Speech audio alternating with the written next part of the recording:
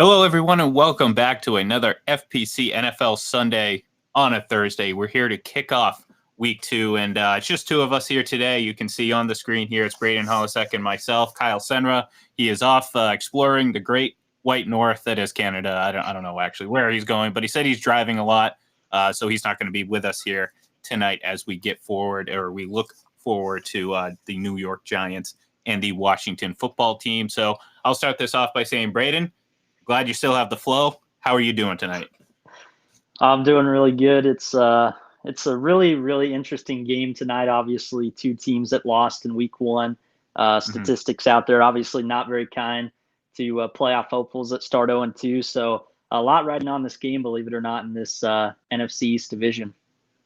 I wonder if that famous 0-2 number becomes skewed now that there is 17 games, because you got to remember. Right.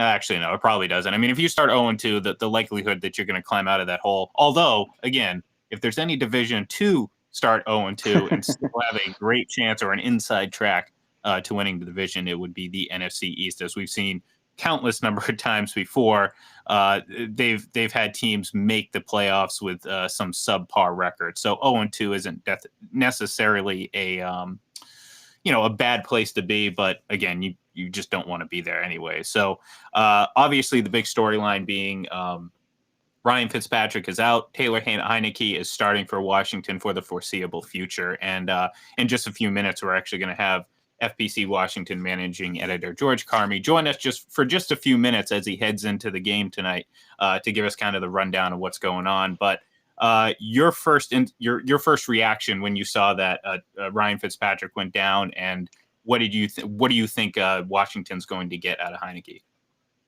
Yeah, I think the biggest thing was I was just surprised that nothing really seemed to change. I guess when Heineke went in, it seemed like the same game plan.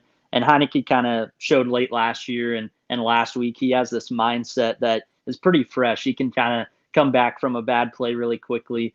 I think he has some really good touch down the field on some throws, and we've seen him be able to escape pressure before ever since late last year and a little bit in that wild card game against Tampa Bay. So I think he's good enough to kind of keep this team afloat. It's just the schedule, very, very tough coming up right now. You got Kansas City here in a little over a month. Of course, Seattle's up there, and there's going to be some tough division games. So I think in reality, I think they're getting the same kind of level of play. It's just how will that youth of Heineke kind of respond to these tougher games? I hate to do this because it always seems like I happen to bring up the Super Bowl anytime we happen to play. But going back through the Bucs playoff and Super Bowl run, one of the best games they got out of all the quarterbacks that they faced came from Taylor Heineke, and that kind of often overshadowed a bit because obviously the bigger names that they face, and that being the wild card game. He has a chance to have a good stretch of games without really anyone breathing down his neck, because as we learned today, Ryan Fitzpatrick is going to forego surgery and try to rehab, which means he's going to be out in, they estimate, about 8 weeks. So, the football team, they're going to know where they stand at that point in the season. Well, again, it's the NFC East, so they could be 4-5 or whatever the record works out to be 8 weeks from now, and still be in the hunt. But it's going to be important that, Ryan Fitzpatrick is looking to, forego a season-long shelving, which I believe surgery would bring, and try to get back and play this season. So what are your thoughts on, do you think Ryan Fitzpatrick will end up coming back or no? I think it may just depend on how Heineke performs and where this team is at. We kind of talked about it last week when we were talking NFC power rankings. The way this team can play with the good defense and complementary football. I think what Ron Rivera said about Heineke and even Kyle Allen at times, I think he's comfortable with this right now. So honestly, I think it's kind of a wait and see thing. I would not be surprised to see him back. But I think Heineke honestly has what it takes with this style of team to stick and kind of hold his own if it comes to that point. Oh, got to unmute my mic there. And yeah, I mean, that's the thing. It's like Heineke was, he performed well in the situation that he was put in. And again, he's not, he's not going to be shy from, throwing the ball, as you said. I mean, they pretty much stuck with the same game plan.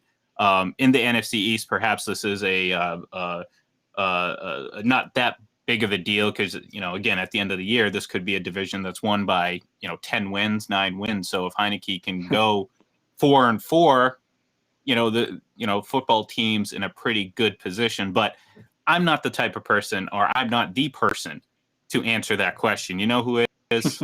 Mr. George Carmi, our FC Washington managing editor. We have him on the unnamed hotline right now. Let's call it the Play Pickup Hotline because we're going to be playing some props later today, and this will be them. George, how you doing? Getting ready for the game tonight? Yeah, I'm doing very well, gentlemen. How you guys doing tonight?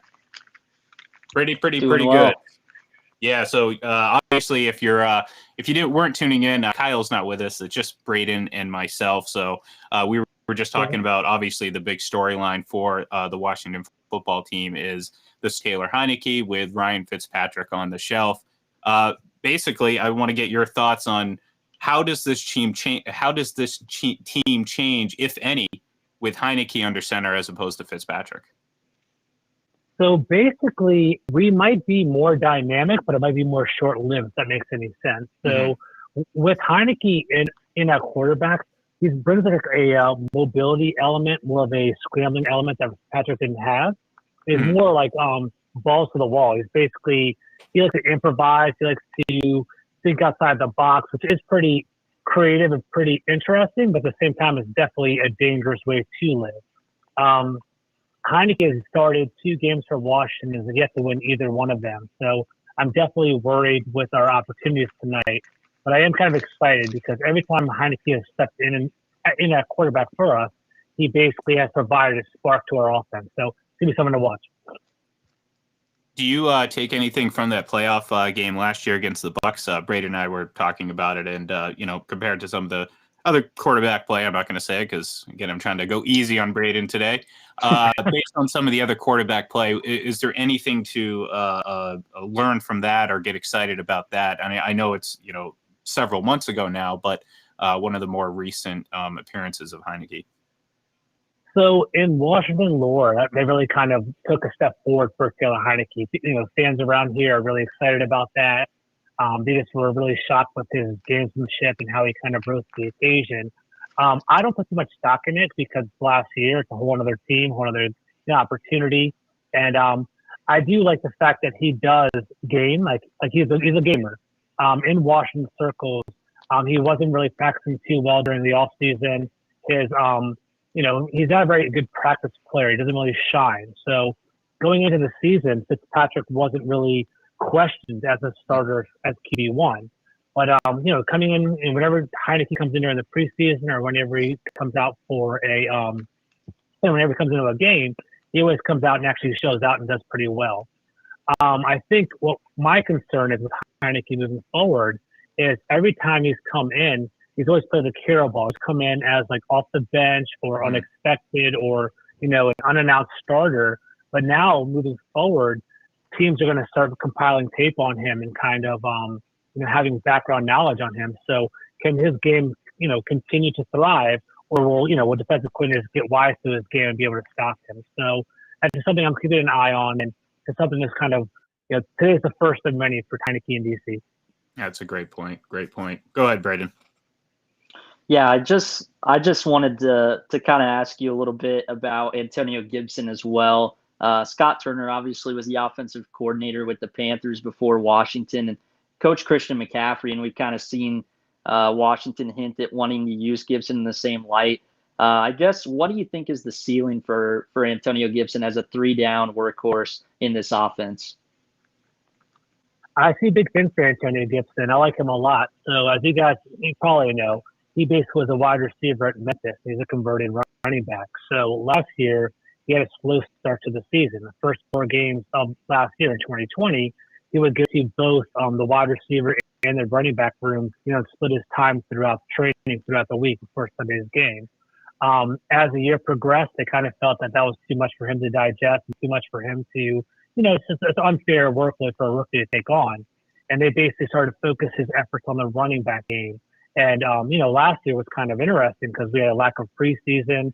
COVID was going on. So Antonio Gibson didn't necessarily have a true assimilation to NFL. But as the year went on, that's when he started getting national notoriety and started to get a lot of credit. And he ended the season with 11 touchdowns and, tickle 1,000 yards. So I think Antonio Gibson is definitely going to, I think I am kind of worried about his durability, but I do think, sky's the limit for him. I don't want to say this like similar, but I can see like the Alvin Kamara game or Aaron Jones game to him where he's kind of a pass catching back as well as a running back. I wouldn't put him at that level, but, I wouldn't be surprised if he has double-digit touchdowns and, 1,300 yards altogether, maybe more than that. And then what I've also noticed is that, last year, J.D. McKissick had 80 catches coming out of the backfield as a third down back. But last week, he only had 3 over here in D.C. So I think they're kind of transitioning him and keeping him in as more of a third down back and more of a, full-time workhorse.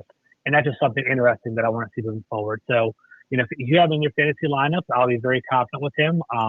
I'll put him where it's go RB2, like a high-end RB2, like a second-round pick, but I definitely would be happy with him moving forward. Our offense works through Antonio Gibson, so definitely keep your eye on him. I'm so glad you brought up the fantasy stuff because we're lacking that this week without Kyle here. So I can't speak for Braden, but as I've told many people before, I haven't won anything fantasy-wise since George W. was in office. Wow, okay. Yeah, it's been a while. Let's just put it that way. And a little fun fact actually, if you didn't know, last time Antonio Gibson on Thursday Night Football, he actually had a few touchdowns, 3 to be exact. So maybe Thursday Night Football is his thing. Well, you kind of stole my thunder. I was going to ask you some sort of fantasy related question, but I'll shift gears and ask you a broader NFC East question because this is obviously a divisional game. All of these teams, I kind of said, right before we brought you on the air, okay, this is a division that could potentially be won by a team that wins 9 or 10 games. And, an 0-2 start isn't necessarily a death knell in this division. It's just based on what we've seen over the last handful of years. So what is your outlook right now? Obviously just 1 week into the season, but how do you view this division and obviously where Washington stands in the hierarchy of it?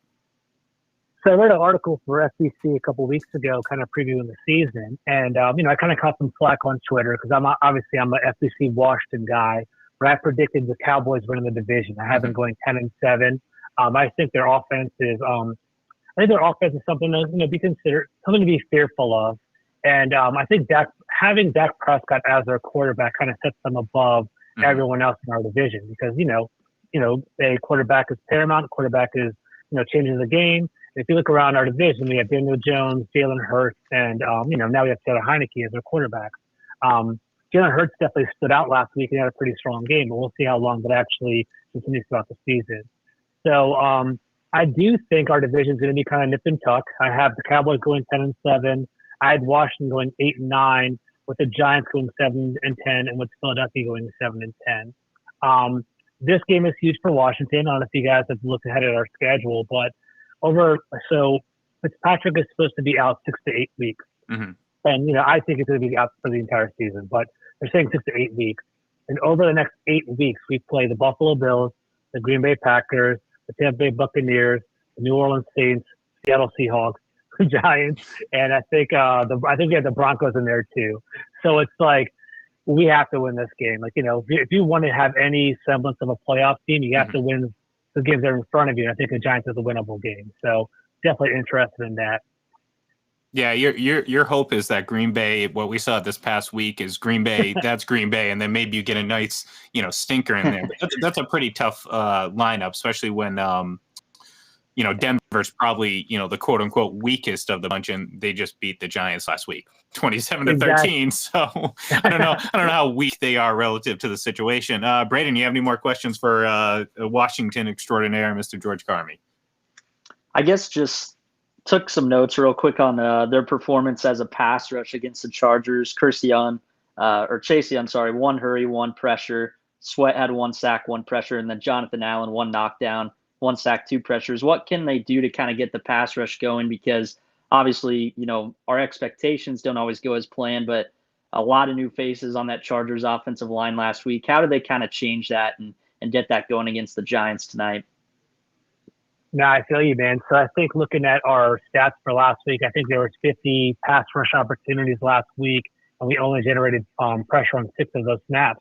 So, it's like a 13% or something really low in that regard. And it was just very disappointing because I think our defense is going to carry us. Even with Fitzpatrick in, it was like, all right, Fitzpatrick, we don't want him to be tragic. We want him to kind of manage the offense, to kind of let our defense guide the way. And I just think the Chargers had a good game plan. They essentially passed the ball quickly. They passed the ball to the boundaries, so basically to stay away from the teeth of our defense, and it basically negated our pass rush. I think this is a potential get-right game for us. I don't know how much you follow the Giants, but they're notorious for having one of the worst offensive lines in the entire NFL. And, I think they have Nate Soldier starting at right tackle, who's 33 years old and, on the twilight of his career. Their left guard is out tonight. And, I put a tweet on Twitter. I said, hey, if Washington does not, dominate and push around the Giants offensive line, then they aren't who we think they are. So we definitely should be out there and we should dominate. And honestly, it's going to be a very sloppy game tonight too. A little weather forecast here in DC. It's pouring rain. We have a flash flood warning, and it's a humid, nasty and muggy around here. So we'll see what happens. But I do think we are going to be more aggressive with our pass rush this weekend. You want to put it on the record? Give us a pick. All right, so it's kind of crazy. So I don't know if you guys know, but the Giants have won the last 4 games against Washington. It's crazy. So Daniel Jones 8-20 over his last 28 starts, and he's 4-0 against Washington. And I can't imagine that continuing anymore. So I do think it's going to be a low-scoring game. I do think Washington's going to get it right. If Washington doesn't get it right, I think it's going to be on fire here in the DMV. I think Washington pulls it out 20-17. I think we kind of pull out a sloppy game, but we do pull it out in the end. Thank you very much for joining us. Enjoy the game. Hopefully you stay dry, and we'll hear from you very soon. All right, sounds good. Catch y'all later. All right, that was George Carmi, our FPC Washington managing editor. And look, I mean, he has a very realistic outlook as to where this team is going to be division-wise. And look, I happen to agree with him. I think maybe with Ryan Fitzpatrick, it gives you a little bit more of a ceiling. Again, I think that ceiling ultimately is limited when you consider, again, what we know Ryan Fitzpatrick to be, which is, you can only go so far with Ryan Fitzpatrick. Right. And not to have to correct him, but it's actually 5 straight, as we can see actually up on the screen. I wouldn't have known that if I didn't have this information. But the Giants do have a nice little winning streak. And I'm actually going to pull this up off the screen for a minute because he brought up the, what's it called? The offensive line for the Giants. And that's actually one of the big storylines heading into this game. And I'm actually going to bring up their starting lineup just in a second, because over at FPC Giants on Twitter, at Full Press Giants, you can check it out right there. So Nate Solder, as he mentioned, former Patriot, not, the Super Bowl caliber starting tackle that he used to be. He's in the right tackle spot. He's getting older. We've seen him at times struggle in protection. Billy Price, newly acquired Billy Price, is going to start at center, and Nick Gates moves over to left guard. Look, we all remember Daniel Jones' last appearance on Thursday Night Football, and if you don't, I have a nice reminder for us all. From the 12, Jones keeps, gets a block, takes off, and he is gone. Trying to stay upright, and he trips. Absolutely all alone, and he trips. Poor guy. The end zone and ends up carrying it as. I mean, that could have been one of the all-time greatest quarterback runs. You're not going to see protection like that every day. I mean, that was a gaping hole like no other. But I wanted an excuse to play that clip because, and to talk about the offensive line. Obviously, we don't expect him to do that again, run or stumble like that. That's really football comedy if you think about it. But Jones, can he be a guy that can play with less than stellar protection? We've seen it from other quarterbacks. As much as I knock Mahomes, the Super Bowl notwithstanding, we've seen him be able to play under less than stellar conditions. Obviously, the elite of the elite quarterbacks can do it. We're not saying Daniel Jones is elite, but do we think he can do that? Can he overcome some deficiencies in the Giants' offensive line? I think the biggest thing is the turnovers. So that's what's the, I guess, interesting thing to kind of mix in with the offensive line. Kind of did my quarterback rankings on the opposing Chiefs schedule this year, and Jones just in his first 2 seasons had 29 fumbles. So you talk about how many times he puts the ball on the ground. And like we were just talking about a little bit, if this Washington pass rush has a bounce back performance tonight, obviously that's going to be a deciding factor if he's losing the football again. Billy Price would really, really worry me if I'm a Giants fan, just because in his time in Cincinnati, seemed like he's kind of take a step backwards. A lot of penalties, just a lot of missed assignments. So I think Daniel Jones, the biggest thing for him is the turnover-worthy plays, but I think this is kind of one of those matchups where I would be a little more worried about that tonight. Yeah, and again, as George kind of echoed, winning 13 games in this division isn't what it's going to take. It's going to be 9 or 10 or whatever, but it's games like this against a Washington team that's probably maybe not at their peak right now with the transition at quarterback. Maybe it takes them a little bit to get used to it. So, Daniel Jones can't give them free opportunities. They can't, he can't give them make right opportunities, which, George kind of alluded to. And I think, we'll make our picks here at the end of the show here. It could be that opportunity for Washington. It's a get right game because if Daniel Jones panics and starts turning the ball over, well, guess what? Washington's going to have themselves a pretty good afternoon. So, I mean, I like he had what did he go yesterday? I don't have it up here yet. I actually have it in front of me. He went 22 of 37 for 267 yards, a touchdown, and no interceptions. Decent day, nothing stellar. Another copy of that could, do a little bit better against Washington. But, the reality of it is, are they going to be neutered a bit with Heinicke? Are they going to take a step back, like George said? Are they going to scale it back a little bit? Maybe, just enough to keep the Giants in this game. Time will tell. I do, before we jump into these play pickup props, because I want to have some fun with this before we get to our pick and wrap the show up. Because if you don't know already, if you go over to playpickup.com, they're a friend of ours, a friend of our website here, and you can make picks, send your numbers in, and can win money, win prizes, stuff like that. And you'll see them embedded within our articles, and it also gives us pretty good content here to help pass the time. So I'm going to share the first one here, and we're just going to go, oh, look at that. How convenient. See, this is what I was doing. I was stalling. I was trying to figure, okay, well, Daniel Jones fumbling, that's a good place to start. So I'm going to start with you, Braden, while I try to figure this all out and kind of, get this all working correctly. There we go. Okay. Daniel Jones, does he fumble tonight on Thursday Night Football? Are you taking it? Yes or no? I'm going to say yes. And I think the weather conditions that George kind of mentioned too is going to kind of help that a little bit. So like I said, I think he's fumbled 29 times his first 2 years. So you're talking roughly 14, 15 per season. It's I think it's very likely tonight. Yeah, you know what? As much as I pointed out that he didn't turn the ball over last week, he's going to do it this week. And again, we're going to give our picks at the very end of the show, but maybe we might give it away with some of our predictions here coming up. So the next one, little Antonio Gibson. We just talked about Antonio Gibson. Will he have more rushing or receiving yards tonight in week 2?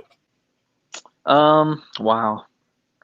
This is interesting. I kind of wrote this down earlier, and I know it's just 1 week into the season, but last week he had 87% of the team's rushing attempts. Last year when he was healthy, just 60.7%. And then his target share was up in week 1 from last year, 23.8% compared to 10.2 last year. So I'll say rushing, just because I think the receiving weapons will be good enough to kind of lean on for Heinicke. Logan Thomas and Terry McLaurin seem to be 2 of his favorite targets. So I think it'll honestly be close, but I'll say rushing yards. See, I'm going to go contrarian here. I'm going to say because of the switch to Heinicke, perhaps they rely a little bit more on some of these safer plays, and maybe Gibson is the beneficiary. Plus, just to create a little bit of a disagreement here, I'm going to go the opposite. Right. I'm going to receiving yards. So next one, shift over to the Giants. Over under Saquon Barkley 10.5 carries tonight for the Giants. Let's see. I think I'm gonna go over just because I'll be honest, I'm not even really sure what the rest of their backfield looks like right now. I know they lost Wayne Gallman this offseason, so I don't really know who else they'll really have to lean on unless he obviously don't want to wish any injuries, but unless he's limited because of that, I'll say over. Yeah, I'm going to take the over too. I mean, again, I think their offensive line is going to be better tonight. And look, if you're going to win games, you want your star running back you need him to have carries, and he didn't have that. I think last week, I have it in front of me right here, 6 carries, 27 yards for Daniel Jones. That was your leading rusher. Wow. And as we played the clip earlier, I don't think we want to have Daniel Jones rushing on Thursday Night Football. As much as Antonio Gibson had a great last appearance on Thursday Night Football, Daniel Jones did not with that unhighlight of a play. So the next one, let's see. Which Giants receiver now will have more yards on tonight? We got Kenny Galladay, Sterling Shepard, and Darius Slayton. What says you, Braden? Let's see. Just kind of watch the highlights back. I think I'm going to go with Sterling Shepard. Seemed like he kind of got the hot hand. So I'll go with him just because I think they'll maybe want to try to take Galladay away the most out of these three. So give me Shepard tonight. Yeah, I agree that they're probably going to try to take Galladay away, but I also think he's going to have some success, whether that is late in the game and the Giants are down, or I just think he makes some plays in this game. So give me Galladay. Give me Galladay. So get into some of the meat and potatoes here. Over under 39.5 points in this game. What do you think? I'm going to go over. I think it's going to be a little more points than expected on each side, especially early on. So I like the over tonight. Yeah, I'm going to take the over too, and that's going to kind of give us I think that was the last one I had. Yep, that is the last one. That's going to kind of give us a pretty high scoring game. We're going to get into our picks here in just a moment, and I'll give you my score. I think this. I came into the season thinking Washington was the best team in this division, and I'm not gonna. I don't think they are now, just because again the quarterback drop off.